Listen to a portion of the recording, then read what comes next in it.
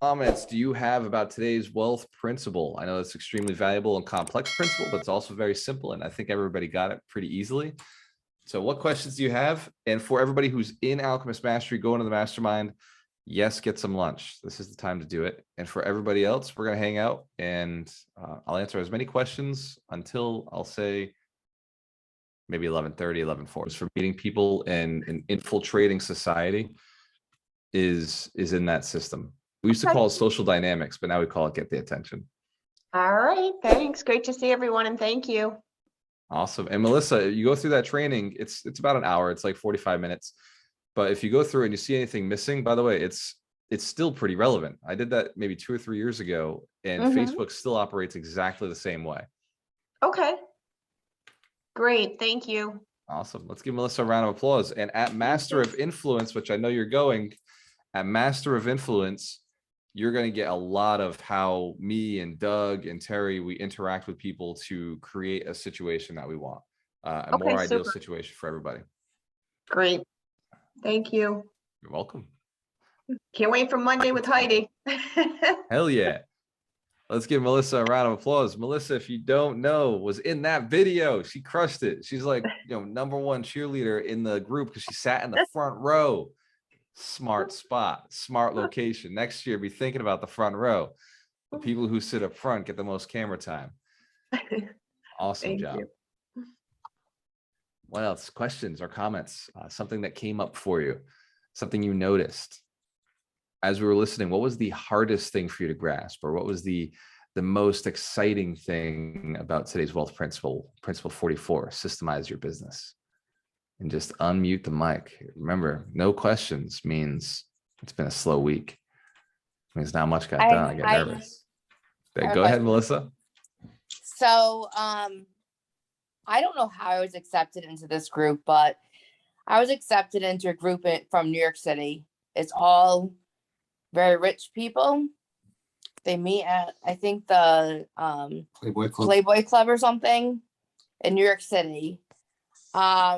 But most of these people are not real estate people. They're producers and models and I don't know, like rich things, but not real estate. I'm on my way. Would that still be a place? Would that still be? I'll invite you. Would that still be a place to go? Just because they have money. Yeah, I did a podcast with I'll think of his name in a little bit, but his main point was speed. And he said, if I could go back to early investor, 20 years old, and give myself 3 pieces of advice. The first piece of advice is move faster, make faster decisions, just commit. And then the second one would be network more and in different rooms outside of real estate. Get outside of real estate. He's like, I would network with doctors. I'd be at doctor events. I'd be at engineering events, right? If like he didn't mention this, but if like the rich and the wealthy were getting together, he's like, I'd be there, because that makes real estate a lot faster. It makes it a lot easier. Oh, Connor Steinbrook, phenomenal investor.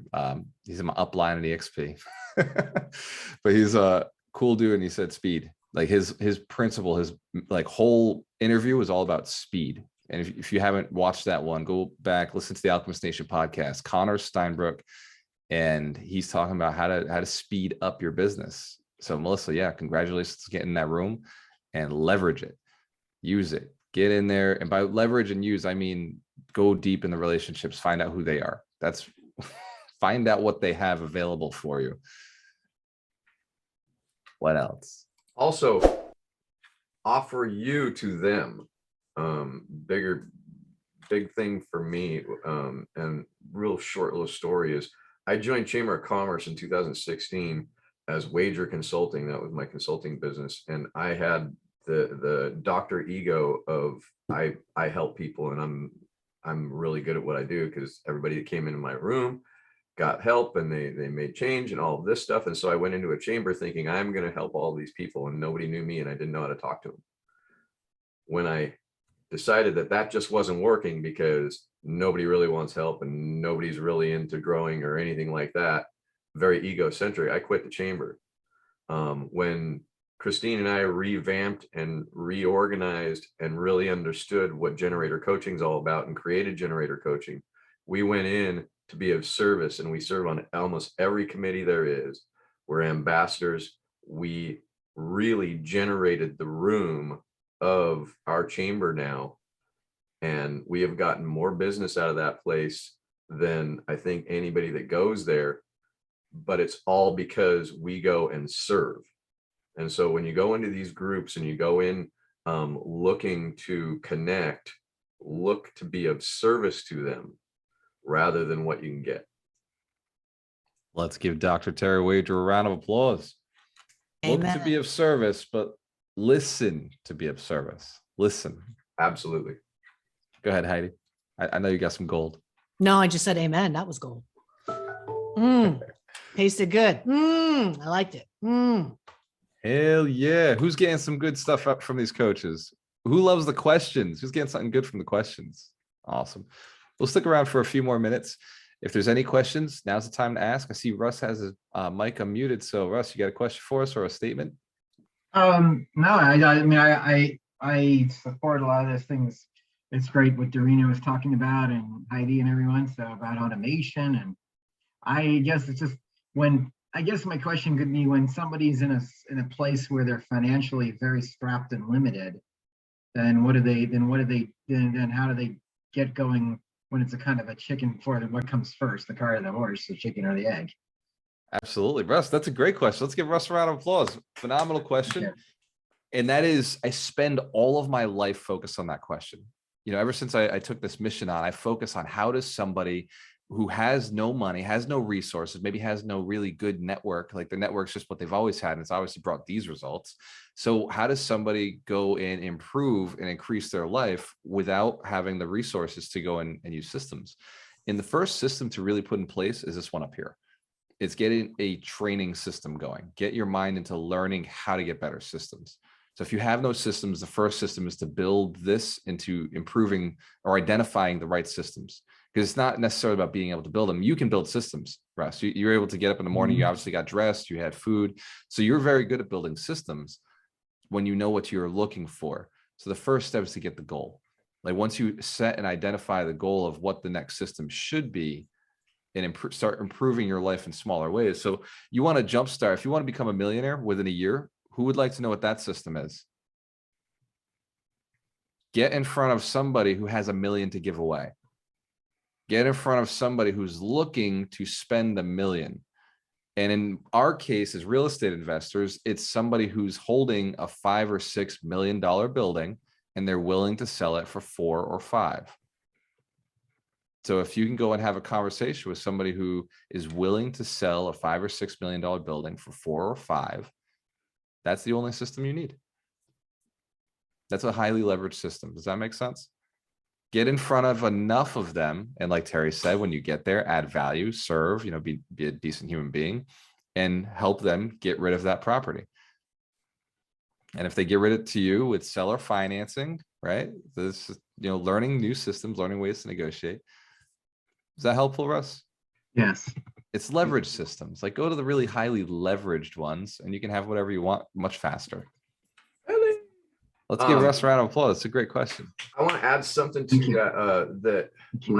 One of my coaches said to me that stuck in my head and has stuck ever since. She said it was 2 years ago. And she said, businesses don't run out of money. They run out of ideas.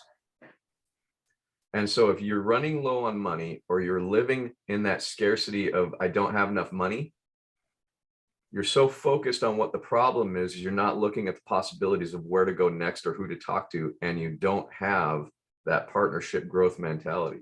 And so the idea is, if we're having money problems, what we're really having is relationship problems. We're not actually going and being of service. We're not actually going and connecting, and we're not actually looking at how we can be serving so that we can create that law of reciprocity. We have to be the generator of the action.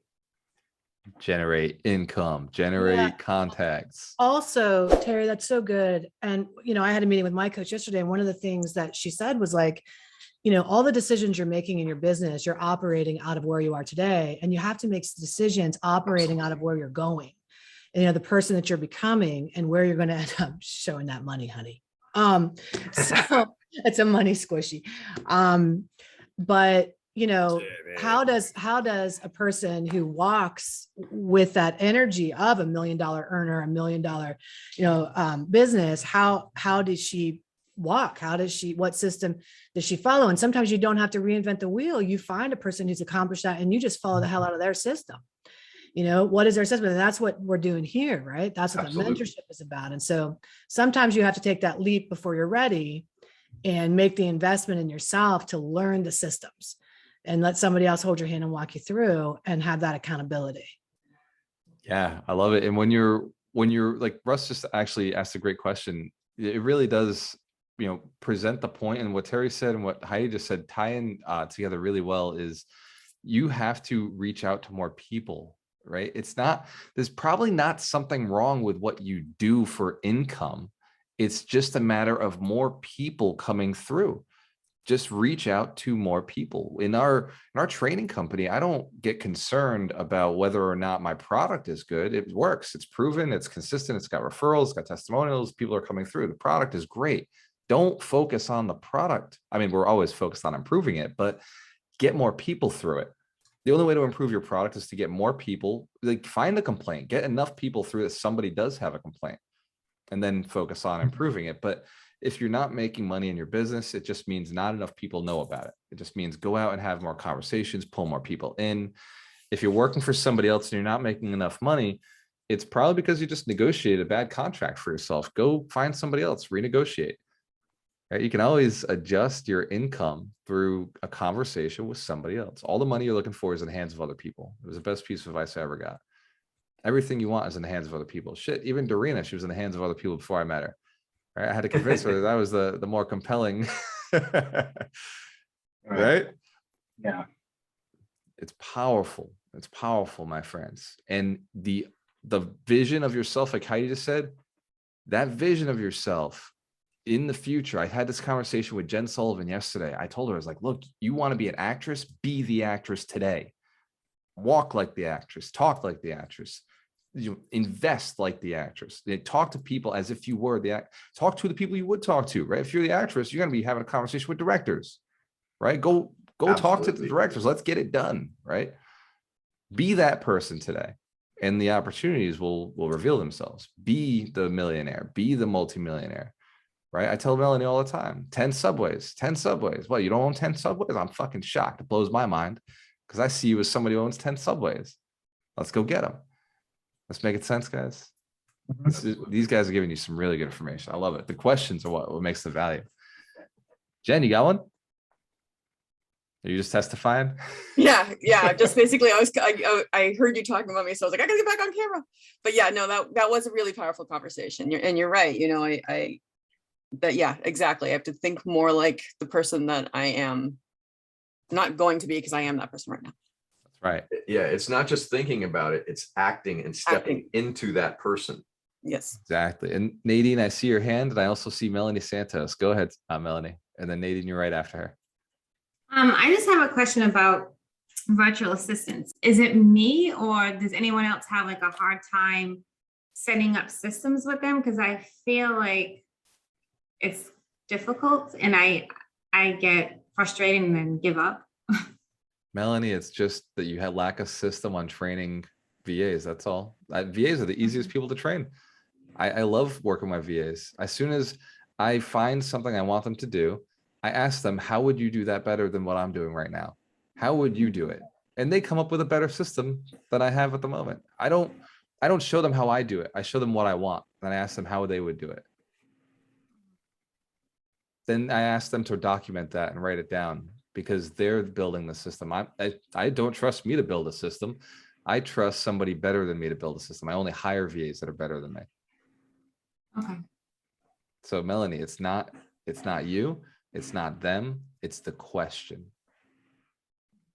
You're an amazing trainer. Just ask them, how would you do this? How would you do this better? How could you get this result faster and better than I'm currently getting it? What would you do? I think that along with what Walter's saying, I find a lot of people end up when they're training other people, they just download information and they just tell them. And what happens to us, and as a hypnotist, this is one of my favorite tricks with people, is to turn off their critical thinking. And then we end up, as a hypnotist, embedding some ideas that they can move towards. However, it's a slower process, and it's got to be very, very focused when we're doing it as a hypnotist. But when we're actually wanting to train people in real time while they're awake, so to speak, you want to move from telling people to questions, because it actually engages their brain and it makes them start to think about it. And then they start taking over the process. And then, like Walter said, how would you do it better? Now they're actually thinking about how to improve your system. And so asking the questions of anybody you're training is way better than trying to either show them or tell them. Yes. Let them tell you. I learned that from a multi-millionaire. It's just a cool dude. And he told me, he's like, all my staff's better than I am. All my staff. Everybody's smarter than I am. They all know. He's like, I work for them. You know, I may own the company. I may write the checks. Well, somebody else writes the checks, but I may own the company. I may be the source of the money, but they tell me what to do. If there's something wrong in the company, they're letting me know. If there's something that could be improved, they're letting me know. And they're taking initiative and they're letting me know. And that's how we built this company. He gave everybody that ownership of hey, I want you every day. If you could find something that could do this faster, better, smarter, how do we reach more people? Like, how do we get more customers? How do we improve our product? Like, I want you to not let me know. Like, that's what I'm looking for. Like, yeah, you can do your job. That's fine. You know, I'll fire you if you don't do that. But if you go and like find ways to improve it, that's what I'm looking for. Like, that's why I'm hiring you. That's why I'm bringing you on the team. I think another thing that I think about, because I've had in the past, and probably still do here and there, have trouble with systematizing things, not because I don't want to systematize, but for the simple reason that what I like to do is I like to control. And so I think I have the better way to do it. And then I'm shooting myself in the foot because I want to create the system and it keeps me involved in it instead. And so what I'm actually doing is I'm not allowing the people that are able to do it to show me a better way to do it. And what's beautiful about that is I love controlling people, right? Look at every one of you. Every one of you is a very controlling person. I love that because it means self-control. It means control over their mind. It means self-discipline. Like, there's a lot of controlling factors that controlling people have over their lives. They believe that they can change things. Like, that's why I love controlling people. On the other side of it, it could also put us into a situation when it's training others, when it's bringing other people in, we're not always the most trusting people, because we're like, nobody can do it as good as us. If they're not doing it exactly the way I want it done, it's not getting done right. So just recognize our strength can also present some opportunities, some things that we can adjust. But the fact that you're a controlling person, by the way, that's what I look for. I tell Doreen all the time, I'm like, you're very controlling. I love it. That's awesome. It means you're going to get this done the right way, aren't you? Perfect. Controlling then we people are the gotta best people to work with. We have to take control by learning to let go of the control. Yes. I control my company by just saying, look, I trust you to do it better than I came up with, but this is my target. Don't miss it. Miss the target, we're going to have a really hard conversation and we're going to come up with a better way to go hit that target. How you get there, as long as it's ethical, moral, legal, profitable, we're good. If it's not profitable, we're not doing it. It has to be profitable. Hence the camp, if you agree, we're making more money every year. Yes. Awesome. Helping more people every year. If it helps more people, if it moves the mission forward, do it. You don't have to ask me to do it unless it would compromise ethics, morals, legality, or profitability. If it hurts any one of those four, yeah, definitely have a conversation with me and we'll adjust. We'll figure out a better plan. This is good stuff. Let's give Melanie a round of applause. Great question. I love it. We got about 16 minutes before the mastermind. So mastermind members, we're going to go and hang up and go get some food. And then I will see you at 12 o'clock. Was this valuable? We're having fun today? Ladies and gentlemen, go have an amazing, productive day. If you're not in the mastermind, I'm sending you blessings. Go take action on a system. You get the next 30 minutes, 20 minutes, an hour. Pick one of those systems, follow the steps we just gave you, and take action this week. Next week is a new wealth principle with a new set of homework, a new set of processes. So let's make sure that you are available and ready to go and take them on. Wealth principle 45. I'm looking it up. If you haven't figured out how to look it up, I'm going to show you on the screen. You go to waltermiller.com and you go to tools down to 52 millionaire wealth principles and scroll to 45. Invest in assets that increase time. Invest in assets that increase time, energy, and income streams. Hands to the camera if you'd like to know what my assets are. I'll see you next week. Cheers to your success, your choice. Always work with the best. Work with the best. Love you guys.